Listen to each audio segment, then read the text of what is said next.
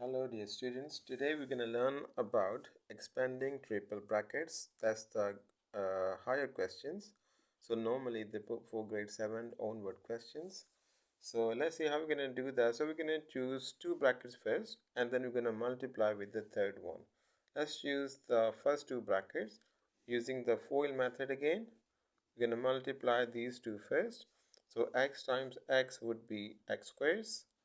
Then x times minus 5 would be minus 5x, and 1 times x would be plus x, and 1 times minus 5 would be minus 5. So we expanded two bracket first. Now the second step is we're going to simplify this bracket first. So we have x squares minus 5x plus 1x, that gives us minus 4x minus 5, right? Now we're going to expand with the first one, x minus 3. Now we're going to choose x, then multiply with everything. Then we're going to choose minus 3 and multiply with everything. Let's choose this one first, x. So x times x squared would be x cubed. Then x times minus 4x would be minus 4x squares. And then x times minus 5 would be minus 5x. And the next step, we're going to multiply with all of these values now. So minus 3 times x would be minus 3x squares, right? Minus 3 times x squares would be minus 3x squares.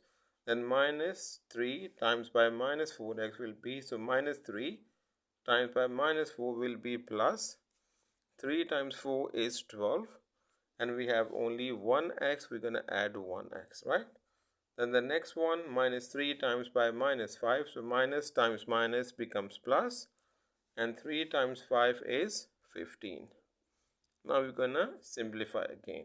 So we're going to look at the highest power, so we have x to the power 3, and now we're going to collect the like terms. Then we have minus 4x squares minus 3x squared. So minus 4x squares plus minus 3x squared would be minus 7x squares. Many students, they make mistakes over here. We always look at the sign first. We always have sign first, then we have numbers. So minus 4 plus minus 3, that gives us minus 4x squares.